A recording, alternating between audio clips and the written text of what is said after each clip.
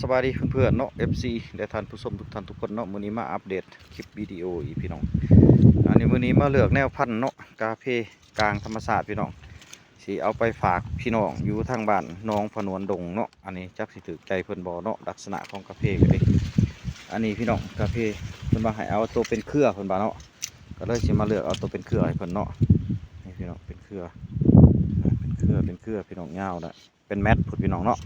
แต่บ่ฮู้ว่ามันสิถูกใจเพิ่นบ่เนาะเป็นกาแฟพันธุ์พื้นบ้านเดิมดังพี่น้องนี่แหละพี่น้องคือพันธุ์เครือเอามาฝากมาตอนพี่ๆน้องๆเฮาได้เบิ่งได้ชมกันพี่น้องมากดกมากดีพี่น้องเนาะเอามาฝากพี่น้องทางพระนวลดงอันนี้ละเอาขอบใจได้พี่น้อง FC เฮาที่ติดตามเยี่ยมติดตามชมคลิปวิดีโอขอบใจ